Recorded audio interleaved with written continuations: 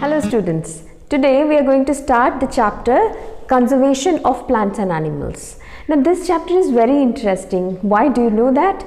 Because the wildlife always attracts a human being from the early civilization, whether it is the plants, the nature's beauty, whether it is the animals around us, everything attracts us so much. If we are in a tense mood, if we are gloomy, if we watch the nature, Mother Nature all around us, we will feel a kind of calmness or satisfaction in us.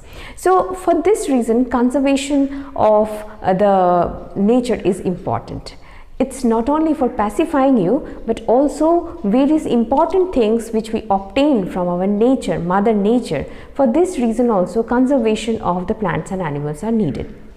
Now, conservation of plants and animals, before that we must be knowing few things or few terminologies.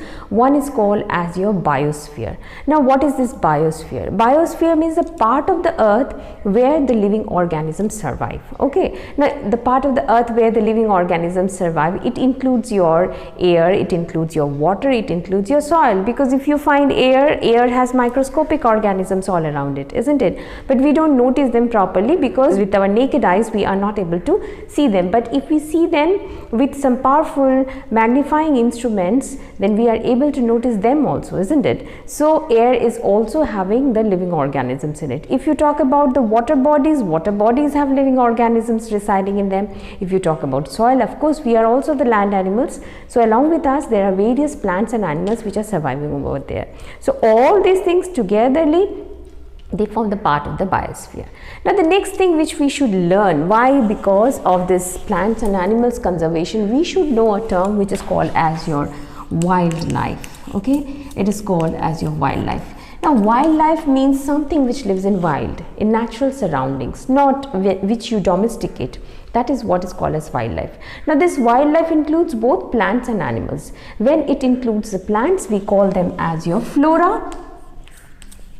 Okay, and when we call the wild animals, those who live in the natural surroundings, then they are known as your fauna. Okay, they are known as your fauna. So flora and fauna togetherly comprises of this wildlife which lives in their natural surroundings. Now along with this, flora and fauna, there are certain non-living agents, like that, for example your air, your water, your soil, the rocks. All these things actually are needed by this flora and fauna for their survival, isn't it? So there's an interaction between this non-living agents with that of the living agents togetherly to form a unit, and this unit now you call it to be the ecosystem. Okay, so next term which you should be knowing is called as your ecosystem. Okay, now what is this ecosystem? Ecosystem is an interacting system where the living organisms, which are called the biotic factors, interact with the non-living agents, which are called the abiotic factors. Now what are they? They are the temperature, they are the sunlight, they are the soil, they are the water, they are the rocks. When they interact, why? To exchange materials between them.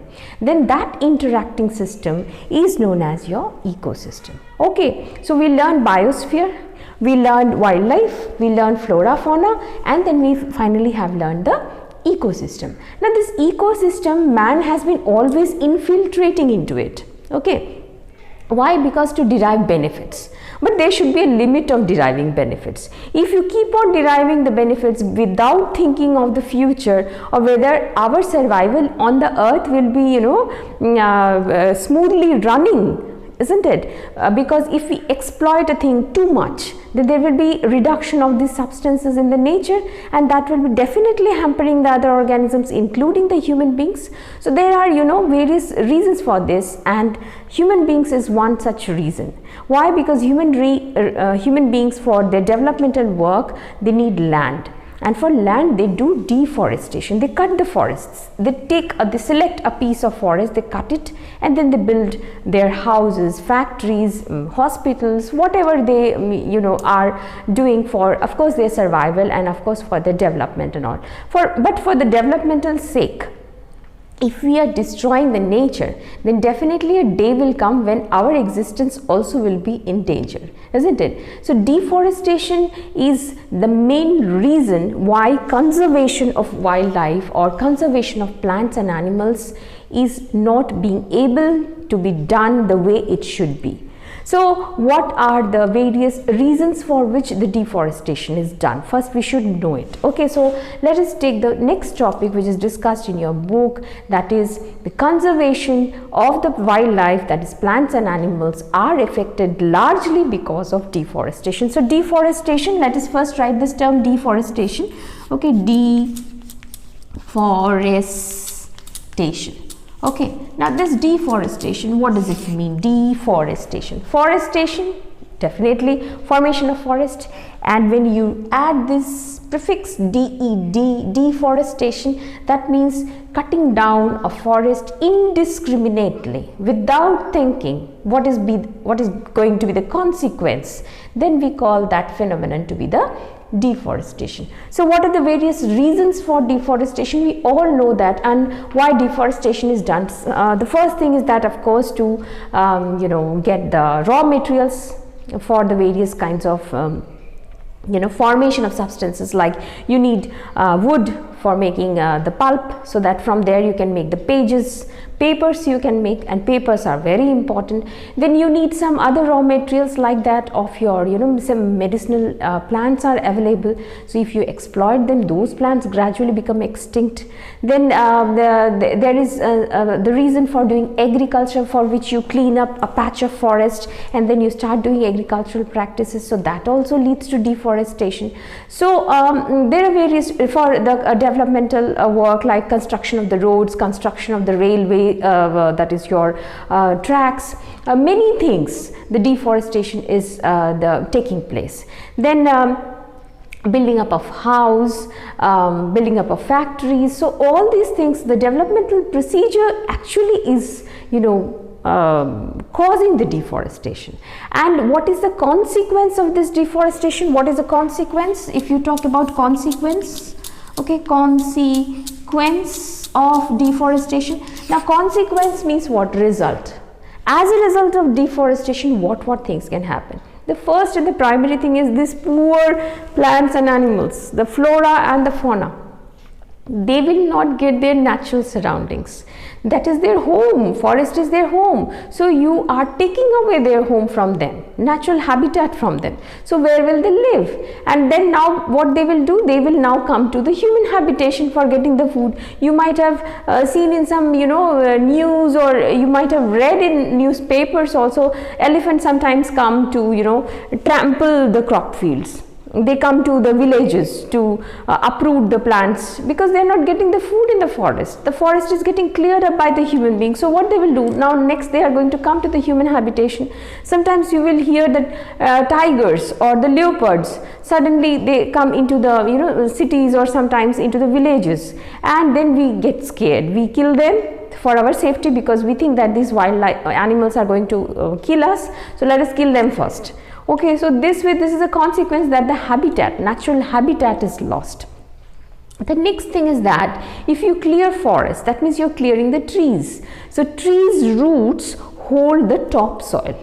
So if the topsoil is held by the root system of the plant, and if you're cutting the plant, then the plant dies, the roots becomes non-living, of course, when you cut the big trees. So they cannot now hold the topsoil. So the topsoil becomes loose. So when they become loose, a strong wind will come and they will blow away the topsoil. So this way what will happen? Soil erosion will take place, isn't it?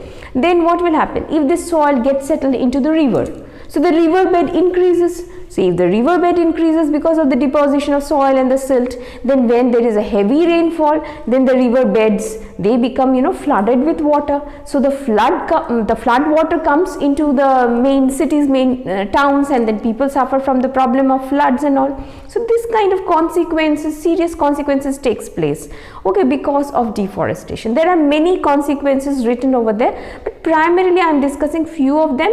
The other consequences which are written, you will be reading them, of course, but any 5 important consequences of deforestation, if you read, that is enough. Okay, because in a question can be maximum of 5 marks, it cannot be 10 marks question, isn't it? So 5 marks question, if you write 5 consequences for deforestation, that is more than enough.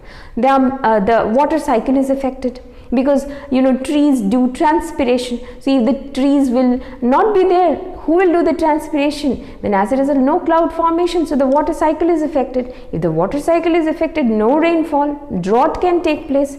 Then if there is no tree, definitely the temperature of the earth rises, that is global warming takes place. That will melt the ice in the 2 polar regions, and the sea level will rise. If the sea level will rise, the land will be submerged under the sea, so the land animals will be affected, isn't it? So many consequences are there related to the deforestation. Whichever you feel you are comfortable to just memorize or keep it in your mind, then those points only you memorize and write them.